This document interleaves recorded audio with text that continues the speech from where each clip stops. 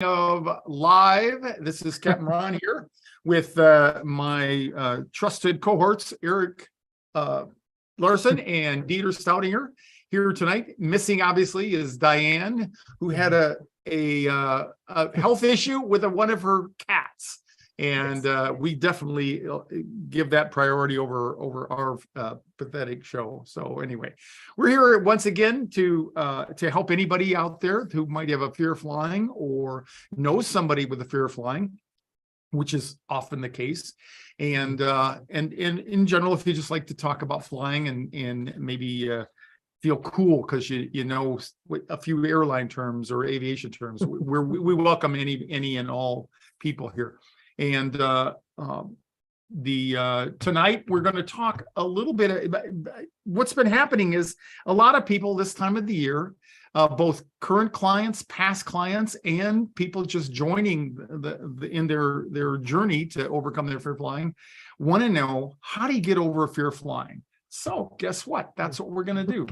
So first thing we always like to mention is make sure that you join our FearlessFlight Birds of a Feather Facebook group. We've got a lot of people. We always have room for yet another one. And let's see, make sure I get the right slide here.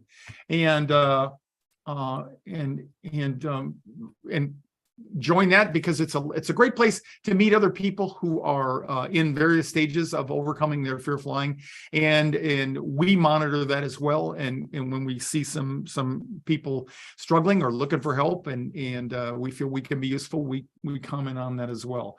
We get a lot of our material or a lot of our interest for the shows each week from that, talking about what you all are talking about. So the Birds of a Feather group is really a great place to go. Let me see if I can pop that slide up here from the current slide. And please tell me you can see that, Eric. I can't. Now I can. I was just going to ask you. There it is. Perfect. All right. It was perfect. It was at the speed of light. It must have been going to the sun and back. So anyway. So here's the Birds of Fire link, and Dieter normally includes that in the notes. So again, if you haven't been there, please take a look at it. Let's see. I flew over the weekend. I'll say that. You've been anywhere? Either of you guys been anywhere or have any anecdotes about flying this time of the year or whatever? Not for a little bit. I'm glad to be back. I've been doing airport pickups and drop-offs, and it's going really kind of surprisingly smoothly for my peeps anyway, but I haven't been out for a bit. Yeah. And I don't know how it's been up there, the weather in Toronto area. You guys got some snow, right? We did get some snow, not quite as crazy as Buffalo. They got literally up to 7 feet in some of those areas. But unfortunately, no, not in the last little bit. But like Eric, there's always people who do fly, and airport pickups and stuff, and but hopefully in December. So, but where did you go, and how was it? How were the flights? I went to celebrate a client's birthday up in Bakersfield, and that's a regional jet out of Phoenix here. Was a really, really routine flight, and I was able to use one of my retired aviation employee benefits, flying as a non-revenue passenger. And Eric knows Dieter does too, knows how problematic that can be. Man, this went like it was supposed to. And we got first class both ways, even though it was only a regional jet. It's nice. You almost feel like a real person when you're doing that in non-revenue. So it was very uneventful. Gosh, but I think about an hour and 20 minutes or something like that up to Bakersfield, and great drink. And I just want to say a shout out to Michael Friedman, who's been one of my longstanding elite coaching students for years, and he had his 50th birthday, and it was just a great opportunity. And he had a whole bunch of friends and neighbors and relatives there. And we had a group of 3 people that made me feel good. They were like slightly younger than me, but in like red jumpsuits with short pants, all solid red, called flash pants, and you have to imagine what they were. They were actually quite good. It was a band that was playing there. So anyway, all right. So we've been having people ask us, well, how do you get over this thing called fear of flying? And people tell me, what's the most important thing? And I'm only half joking when I say is buy a ticket and get on the airplane and stay on the airplane, because that's ultimately the way you're going to get over it. It's a process, and we teach that, and we're going to go through that just a little bit. That we have this thing we call the Fearless Flight method, and there's 3 steps in that. And basically, the educate. You got to educate yourself. Something called distract and disrupt yourself, and then join a community. And the education part is you got to learn something new. The old thing, if you do what you've always done, if you think what you've always thunk, you'll get what you've always got. And so you've got to change out of there, because the ultimate way to get over your fear of flying, you got to change the way you think about flying. And thinking, the same kind of fractious thinking that got you into it is not going to get you out of it. So education is probably the biggest step, even amongst the people that say, well, I'm not really afraid to fly. I just don't like feeling trapped in the airplane. Yeah, we hear you. But the 3 big areas of focus under education are understanding the psychology of fear and fear of flying. You need to know a little bit about yourself and the brain and how it works, and how you manifest your fear. What are your symptoms? What triggers you? And even though there's a lot of common themes in there, they vary from person to person in the way they manifest. The second thing is the basics of flight. So you can deal with newspaper articles, if nothing else, or media articles that say our number one favorite thing, right, Eric, is plummeting. The fear of plummeting. And I've never had an airplane plummet on me, which I'm hoping is a good thing. So, and then the last thing is you need to, part of the new thing is you need to find some tools, some strategies and techniques for coping, because that's really the way you're going to get out of that. So that's the 3 areas of focus when we talk about education. The second step of the Fearless Flight method is learning how to distract and disrupt your thinking. So a lot of people that I run into, they think that they've got to get it all together and learn everything about it, and they're looking for that sense of calm that where they'll get on the airplane. Ain't going to happen. It just isn't going to happen. You need to push forward through that, and it's understandable if you don't have any different education, any things you've learned about flying, learned about yourself, learned about the coping techniques and strategies. It's going to be pretty tough to have a different experience when you fly. And disrupting and distracting it's kind of a coping mechanism, but it's a way to learn how to change your whole manifestation of the way you're thinking when you get on the airplane, before you get even that far into learning something new. And a way to look at it is if Eric or Dieter or I were sitting on the airplane next to you, the main difference between us is what we're thinking. You're thinking about, how can I cope with this? Why am I doing this? I need to get off, and all kinds of various and sundry thoughts like that. And we're thinking about what we're going to eat when we land, because that's kind of what we do. And so it's the quality and the content of your thinking that really makes it different between when you're afraid to fly and don't have afraid to fly. So I think about, I've just got to stay awake till we take off. That's all I got to do. And Ron has photographic evidence of me not really making it through that. Yeah. And we really do have, we really, when we do the flights where we take people up and fly with them in the area, like I did in Boston or Phoenix or LA, we really do have people that fall asleep on the way back. I know that that's probably next to impossible to believe, but it's true. So it's not a tribute to us or a statement of us, as it is about those people who did the work and moved themselves into a position where they had different ways to cope with it. And then the last thing which comes into play all the time is joining a community of people who understand you. And that's mainly other fearful flyers. We have this tendency as human beings to think that when we have issues like fear of flying or flying phobia, aerophobia, we think that we're the only ones. And we have all these crazy things that go on in our head that we're convinced that we're the only ones like that. And if anybody knew how really messed up you were in the moment, they would, do something to either make fun of you or say, oh, or pity you or something like that. But a community is actually, when we go flying, like Eric mentioned, and with other fearful flyers, it's the most amazing thing is to see how just finding others that are like you calms people down.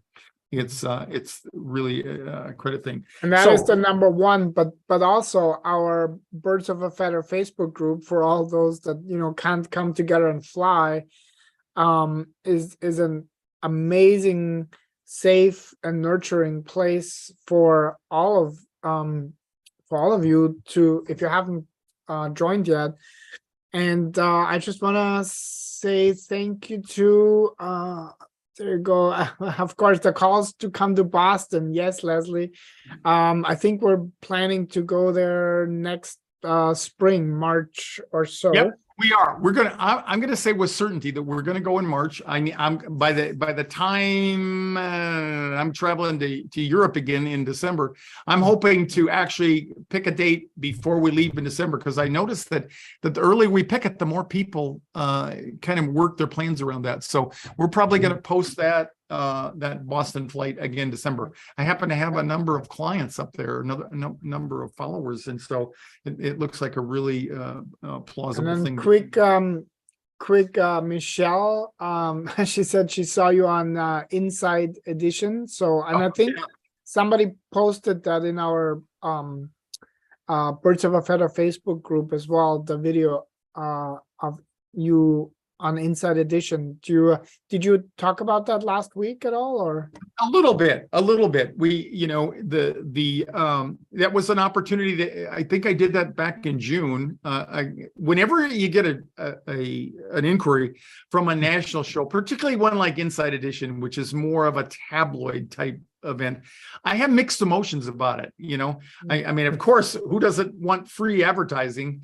But by the same token, usually what they want to do is exploit the poor person. They want a TV moment where the person is freaking out. And in fact, when they first asked me, I said, well, what kind of a story are you looking for? And they referred me to a YouTube video of this person who had a fear of crossing a bridge, and she literally had a breakdown on camera in the car.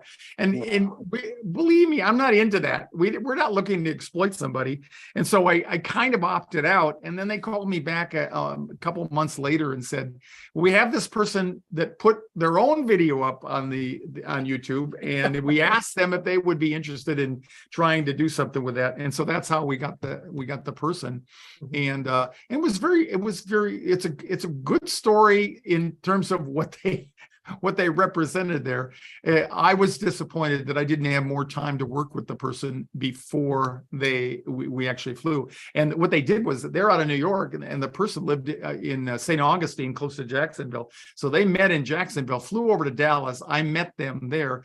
And then literally the day that we flew, and then we got on the airplane and flew back to Florida. And it was really hard on her name was Tiffany, and we've talked a couple of times since that time, and I've said, hey, if you want to go beyond that, let me know.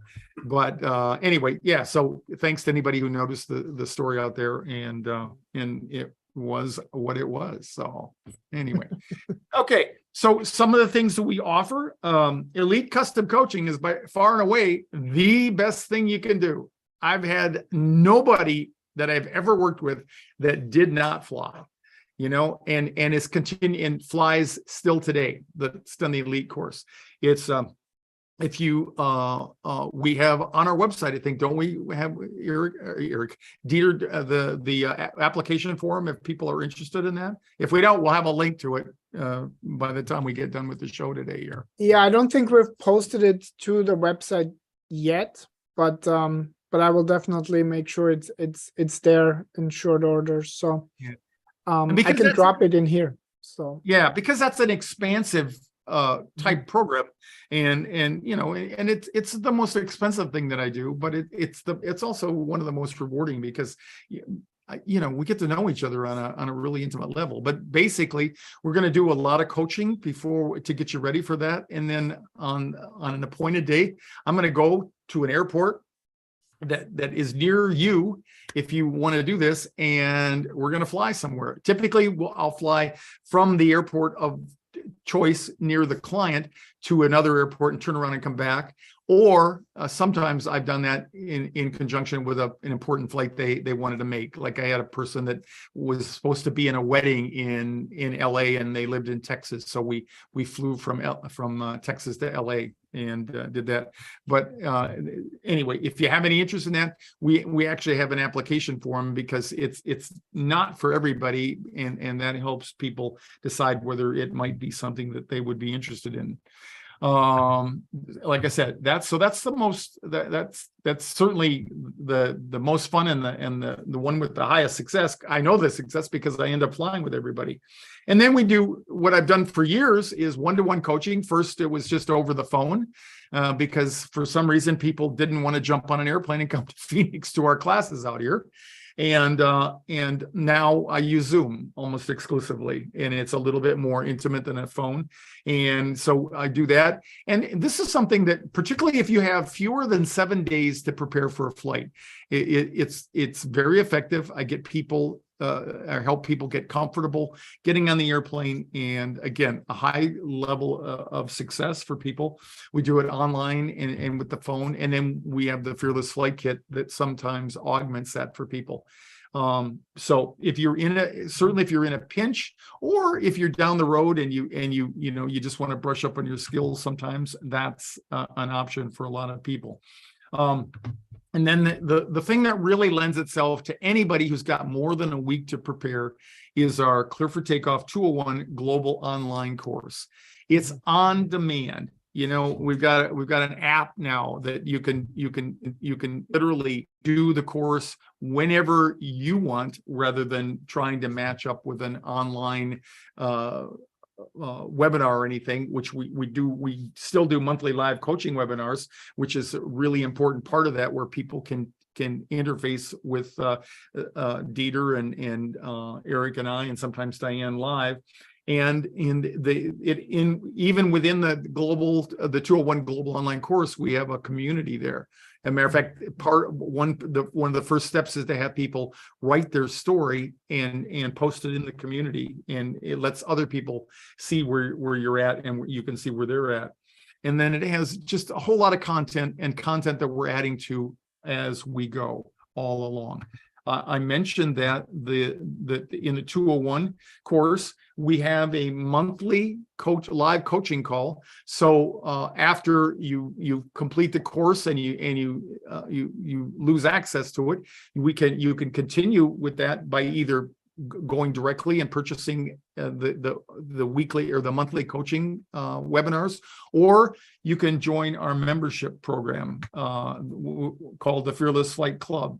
We have 3 levels of membership in that, and this is what Dieter and I have really struggled to create and make it appropriate and a benefit to a whole variety of our clientele. And this is really the 201 online course, combined with a recurring membership, is really the best way to stay current, not unlike what Eric and I did when we were flying, to stay engaged with like-minded people, and to stay current and watch and experience all of the continual things and activities and techniques and stuff that we're continually posting into the 201 area there. You can see this. I'm sure that Eric or Dieter will put a link in there to the page with the club membership in there. These are the various levels that we have. We have a premium economy level, a first class member, and then we have a lifetime membership. So you can take a look at those by clicking on the link and seeing which one might be the best one for you. Actually, I want to take a moment for a quick shout out to Okay. both graduates from our 201 class course. Sue Hopkins just flew recently, which is super awesome. And also Ty Tavares is going to fly. I think he also used some coaching, and he's going to Las Vegas soon. So big shout out to both of you. And Yep, and Sue was flying last week. I think she's going to be on our show. She's scheduled to be on the show as our guest next week. So we're looking forward to having you on, Sue. So that's going to be great. Yeah. So she is the record holder. I say this out of admiration, Sue, not to shame you, but Sue has the record for the person with whom I've been acquainted who had the longest stretch of not flying, and it was 50 years, I believe. We had a couple in the 45 to 47 year group, but Sue won the medal for the longest absence from flying. Yeah. Lastly, I just want to also say to Michelle, if you are, for example, thinking of joining the Fearless Flyer Club, then you also get access to the previous group coaching webinars. And so we have, we have them all in there since March, I think, this year. I think so. Yeah. So, yeah. And here I had this slide up before. This is the access to the Fearless Flight Club. You can get that and access to our other products like the Fearless Flight Kit, the 201 course, and all that through this app on the web in your app store, whether it's Google or the Apple App Store. So again, it makes it super convenient and accessible to do that. And this is what a screenshot of the app looks like. So depending on what tools and programs you have subscribed to, once you log into the app, you'll have easy access. All you got to do is click on the program there, and it'll open up on your phone. And that's going to get more and more better, and we're going to have more and more products in there eventually. Well, we had that. I like to, if we have any questions out there or people that want to talk or about ask any questions about or talk about their flights coming up or anything like that, don't be shy and let us know. Otherwise, we're going to leave you alone as we get closer to the holidays here. Hope everybody had a happy Thanksgiving, by the way. So, Eric, that's always terrible to say, hey, Eric, got anything to say? But no, but I did want to say, I think we have a new person that's going to join us in the community of people, and she's been having a hard time, but no tougher than anybody else. And I told her to watch tonight to get a good feel for the outline. So Dora, if you're here, I hope that help you see how you can flow through this and be successful. And and if you are new, leave a comment there in the remarks, and we'd love to say hi to you collectively and encourage you to. And I just go ahead. All of your sorry, dear. Block out all of your Tuesdays from now until you're dead, and you'll be fine. Yeah, that's what we did. Yes. And if you don't die, but you're just in the hospital, you can see them on our YouTube channel or in the Facebook area there. That's correct. Yes. But I also wanted a quick shout out for our monthly group coaching webinar that's coming up. We did chatter what to say when you talk to yourself. That was our webinar in November, and we've had really a lot of good feedback from everyone. And so there's a lot of chatter, as you probably are aware. So there are a lot of things especially to consider when it comes to fear of flying and our mind in that respect. So when is that? That's Thursday, December 15th. Yep, I got the slide up there. Thursday, awesome. December 15th, and Mind Chatter, what to say when you talk to yourself, part 2.